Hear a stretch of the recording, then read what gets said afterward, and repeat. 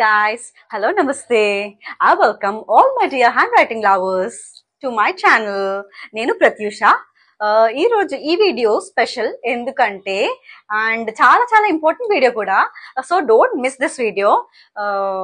నేను ఈ వీడియోలో ఏంటంటే చెప్తున్నాను, మెయిన్ బేసిక్ ఫ్లోరిషింగ్ కి మనం యూస్ చేసే రూల్స్ ఏంటి, యూస్ చేయడం కన్నా మనం ఫాలో అయ్యే రూల్స్ ఏంటి for writing easy and like a flexible and beautiful calligraphy. ఈ వీడియోలో చాలా చాలా ఫాస్ట్ గా క్విక్ గా calligraphy flourishing కి ఉన్న 3 ఇంపార్టెంట్ రూల్స్ గురించి డిస్కస్ చేసుకుందాం ఈ వీడియోలో. Okay, so don't miss this video. First of all మనము ఫ్లోరిషింగ్ రూల్స్ తెలుసుకునే ముందు, చాలా main basic and important rules తెలుసుకునే ముందు, సో ఫ్లోరిషింగ్ రాసి నేను మీకు డైరెక్ట్ గా రూల్స్ ఏంటో నేను మీ పేపర్ మీద ఎక్స్ప్లెయిన్ చేస్తాను, so that you can understand very easily and quickly.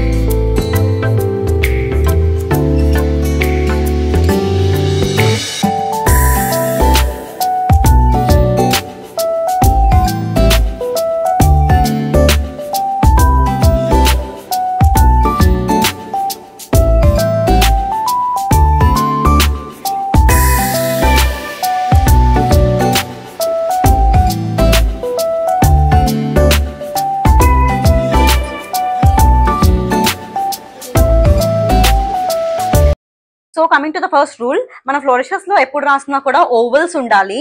Ovals వచ్చేలాగా మన ఫ్లోరిషెస్ రాయాలి. For example let's take this H ఫ్లోరిషింగ్. H ఫ్లోరిషింగ్ మనం చేస్తున్నప్పుడు చూడండి, ఈ టైప్ ఆఫ్ లో వచ్చింది కదా కర్వ్. ఇక్కడ మీరు చూస్తున్నట్లయితే ఇక్కడ ఒక ఓవల్ ఫామ్ అవుతుంది, ఓవల్ కర్వ్. కొంచెం జూమ్ చేసి ఇక్కడ ఒక ఓవల్ వస్తుంది, చూసారా? అంటే ఫ్లోరిషెస్ లో ఎప్పుడు మనకు ఓవల్స్ రావాలి. సో ఇక్కడ ఒక ఓవల్ రావచ్చు ఈ ఫ్లోరిషింగ్ లో. ఇప్పుడు ఫర్ ఎగ్జాంపుల్ ఆర్ ఫ్లోరిషింగ్ తీసుకుందాం. ఆర్ ఫ్లోరిషింగ్ లో ఇక్కడ ఒక ఓవెల్ వచ్చింది, సో ఇక్కడ ఒక బిగ్ ఓవెల్ వచ్చింది, ఇక్కడ ఒక ఆల్మోస్ట్ బిగ్ ఓవెల్ వచ్చింది.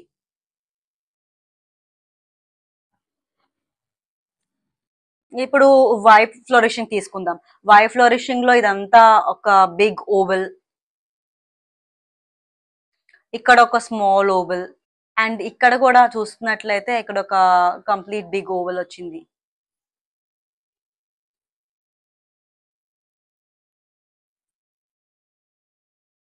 సో ఇక్కడ ఎఫ్ కి ఎలాగో, ఇక్కడ ఎఫ్ అండ్ ఎల్ కి ఎలాగో ఇన్బిల్ట్ ఓవెల్స్ ఉంటాయి, తెలుసు కదా మీ అందరికి.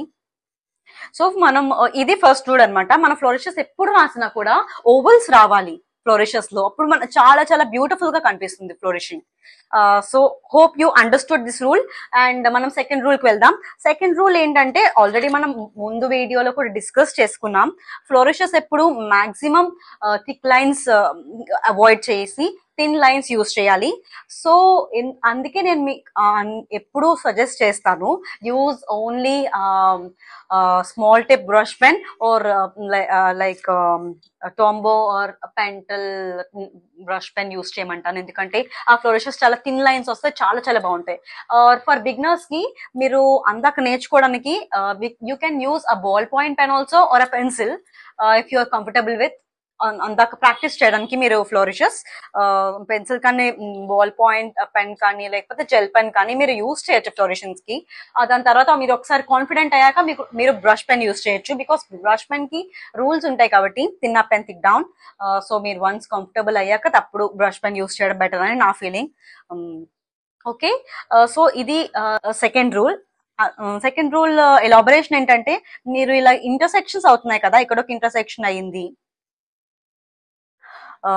ఇక్కడ ఒక ఇంటర్సెక్షన్ అయింది. అలా ఎప్పుడు ఇంటర్సెక్షన్స్ అయినా కూడా ఫ్లోరిషెస్ లో టూ థిక్ లైన్స్ ఇంటర్సెక్ట్ అవ్వకూడదు. Either a thin line or a thick line intersect అవ్వాలి, or a thin line or a thin line intersect అవ్వాలి. థిక్ లైన్ అంటే థిక్ లైన్ అస్సలు ఇంటర్సెక్ట్ అవ్వకూడదు. Okay, this is the second rule. Okay, so coming to the third rule,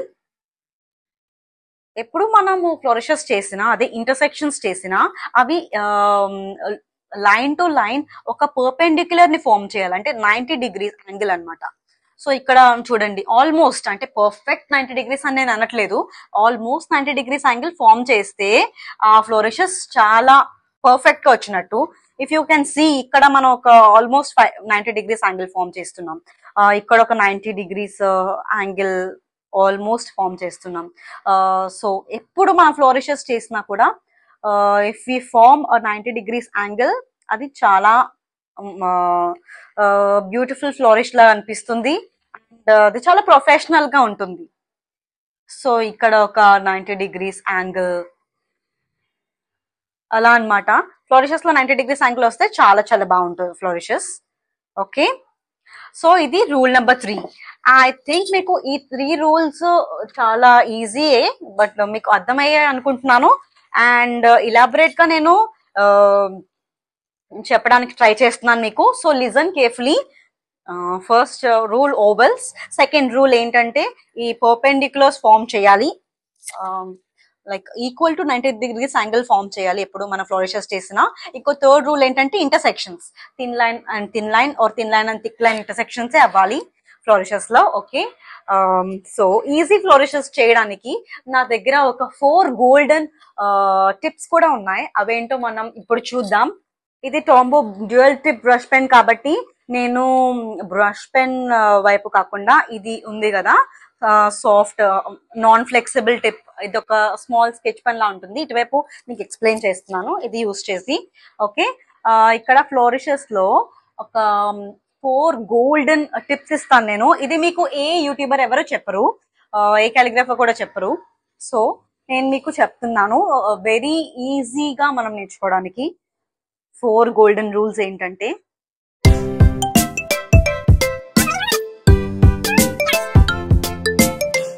first one C plus C.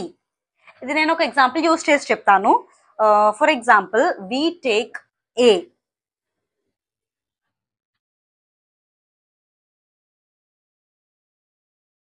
ఇలా ఉంది కదా, ఏకి example flourish మనం ఇలా పెట్టొచ్చు, అంటే it's like a C. Okay, ఇది ఒక type of flourish. Second one C plus S.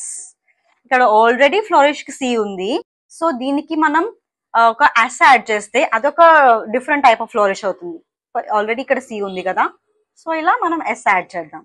Okay, this is a C and this is an inverted S or a horizontal S, whatever you call. ఇది ఒక tip నేను మీకు. Third rule or tip ఏంటంటే S plus C. ఇక్కడ కూడా example A తీసుకుందాం, నేను calligraphy A రాస్తాను.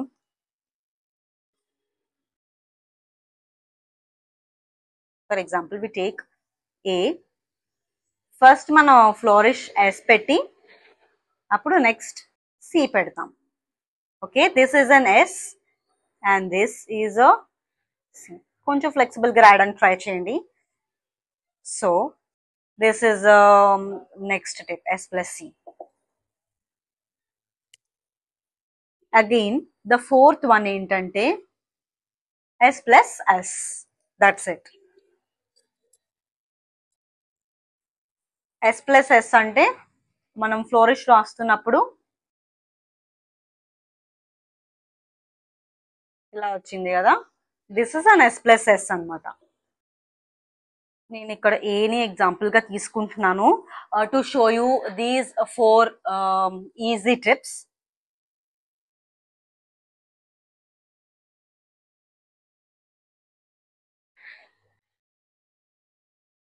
If we write calligraphy A,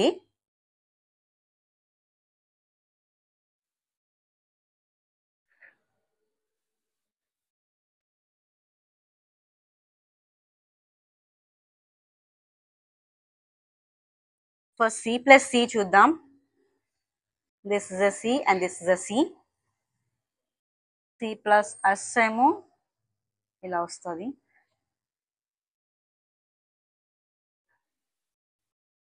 This is a C plus S and S plus C రాసి చూద్దాం.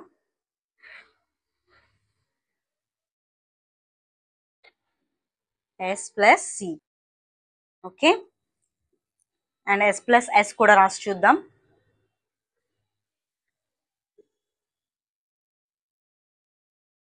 This is an S and this is an S. Okay, so చాలా ఈజీగా మీకు అర్థమైంది అనుకుంటున్నాను. Give a thumbs up if you like at least 1 minute in this video.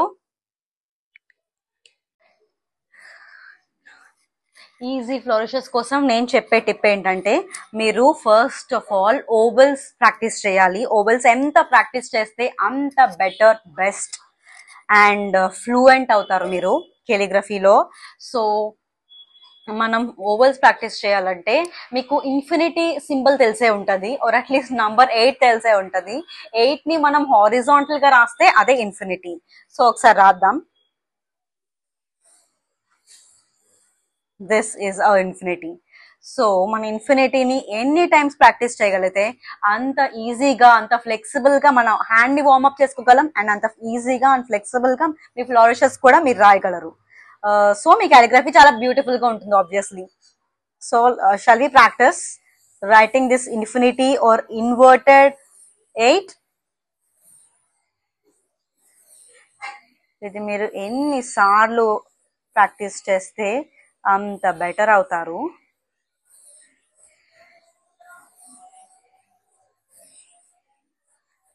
Calligraphy ఫ్లోరిషింగ్ లో ఈ tip మీకు చాలా చాలా చాలా హెల్ప్ఫుల్ అవుతుంది, because it's my personal experience. నేనైతే ఇలాగే ప్రాక్టీస్ చేశాను flourishes to warm up my hand.